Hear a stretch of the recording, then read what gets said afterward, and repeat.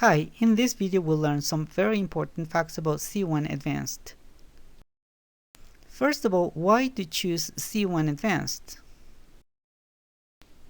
Well, there are many characteristics that make tests useful.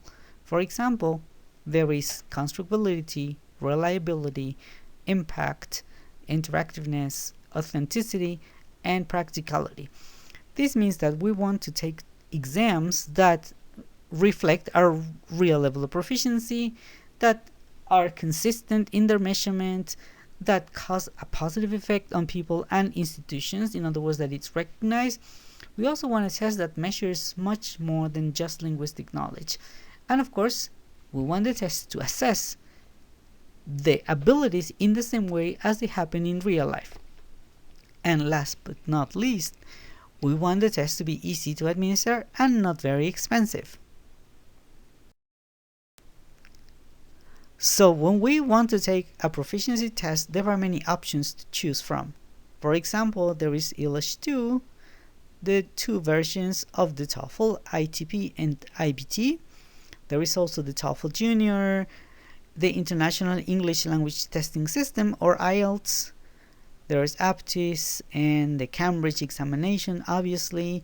There is TOEIC, and there is the two tests administered by Trinity College London, GC and IC.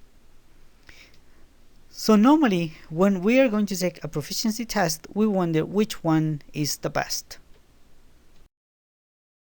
Here's my advice. If you only want to have your level diagnosed, APTIS is a very good option, or also LinguaSkill from Cambridge.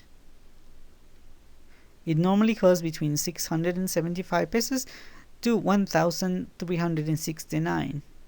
So it's not an expensive test, and it's very quick and easy to administer.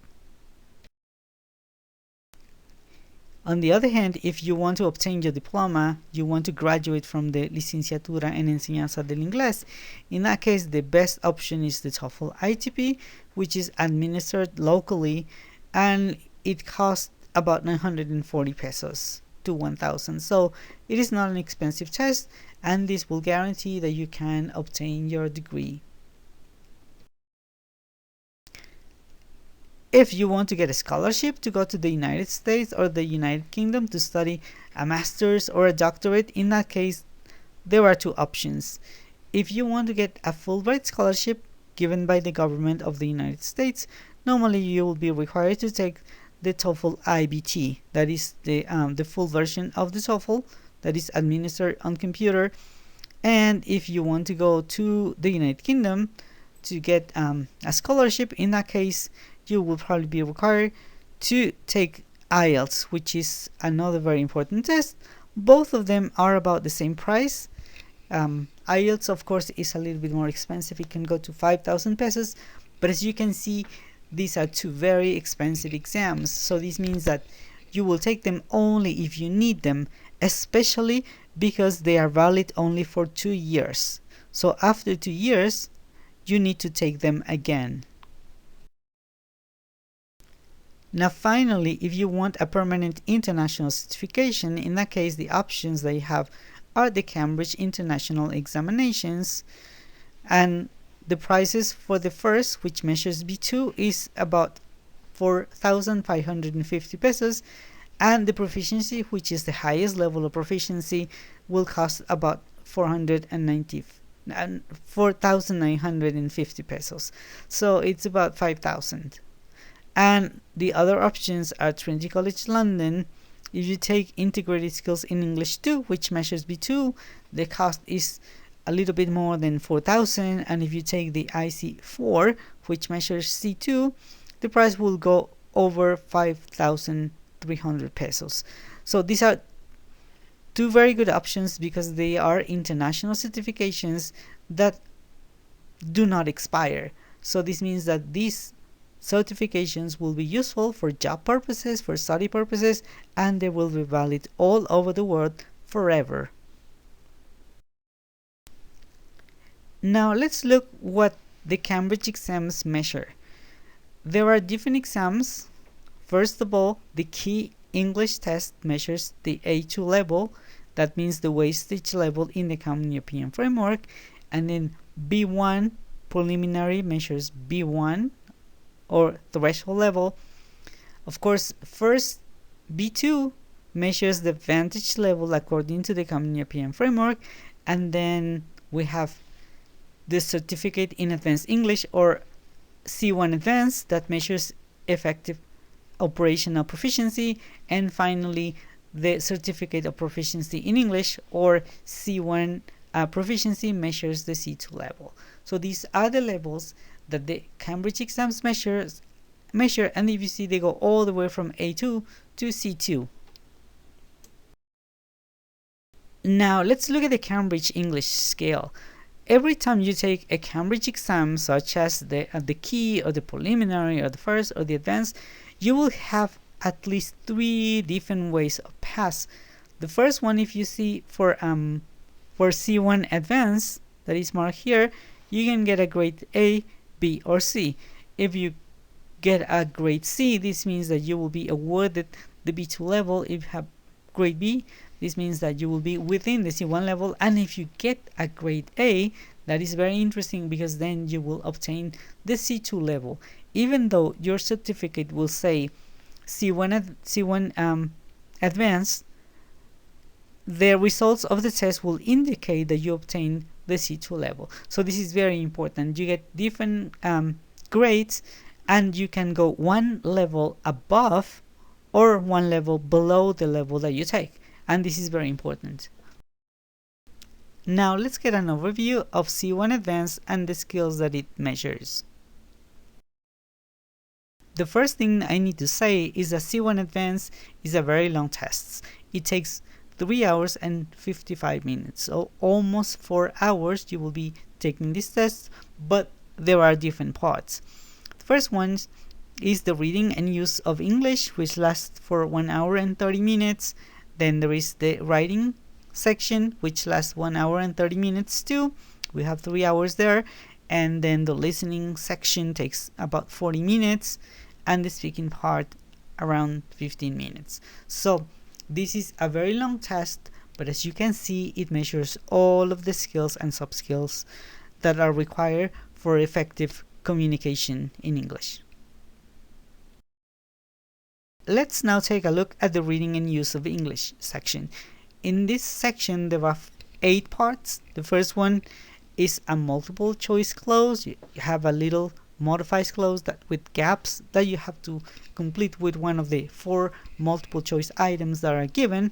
In the part 2, you have an open clause where you have to fill in 8 gaps, but you have to come up with the words. In part 3, they measure vocabulary, word formation, so they give you blanks, a keyword, and you have to transform it accordingly. Finally, part 4 is a keyword transformation. It measures grammar, vocabulary, and collocations. So you have a sentence, you have a model sentence, and then there is a keyword. You have to transform the sentence using this keyword, and part of the new sentence is given to you. The remaining part of the reading and use of English section is a multiple choice reading text, and then a cross-text multiple matching, in which you will have 4 short texts, and then multiple matching questions that you have to read and match the text with the questions.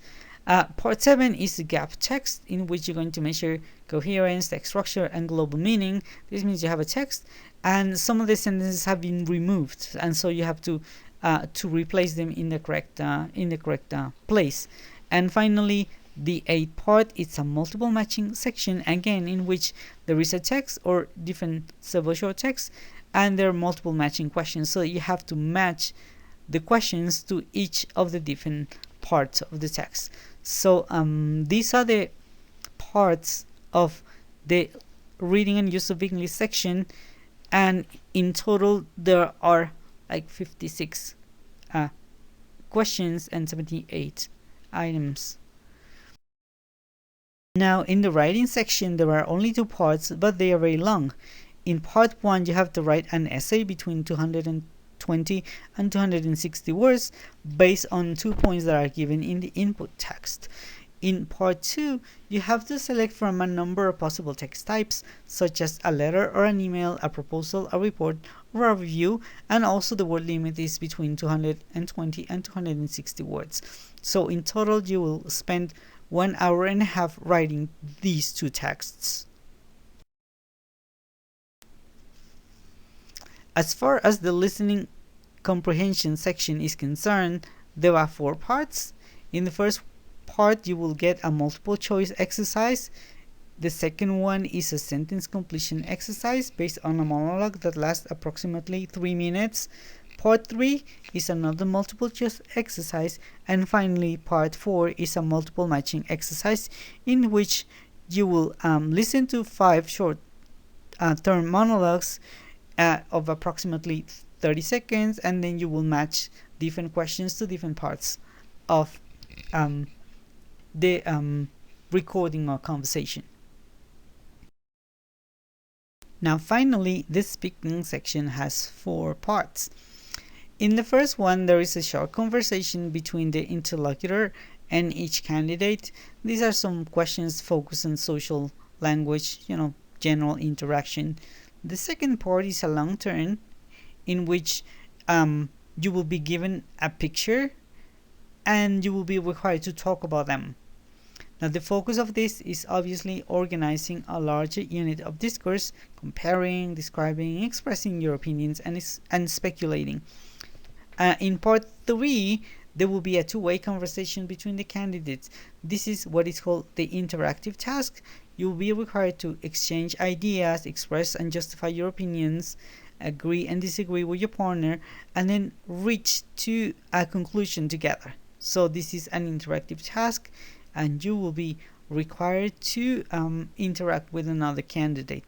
Finally, part 4, that lasts 5 minutes, is just a follow-up to this previous task in which you will discuss the topics related to the collaborative task. And obviously the focus is on expressing and justifying your opinions, agreeing and disagreeing, and speculating. So these are the 4 parts of the speaking section, and it lasts 15 minutes. Now finally, you may wonder how the test is scored. Obviously, the reading and use of English and the listening comprehension sections are scored objectively. So this means that there are there's one correct answer, and it's marked, like by computer. Now the writing and speaking sections are scored subjectively by testers using a scoring rubrics. So this means that some expert will look at your text and will give you a score based on your performance on different tasks. And the same thing will be true of the speaking section. The testers will assess your ability to communicate in English and will give you a score based on this scoring rubric. And finally, obviously, you will get 4 scores in total, and your global score is the average of these 4 scores. So this means that even if you're below B2 below C1 in one section, you may still obtain a passing global score in C1 advanced, and that's a great advantage. So these were some important facts about C1 advanced. I hope that now you're more familiar with the kind of exam that you are going to take.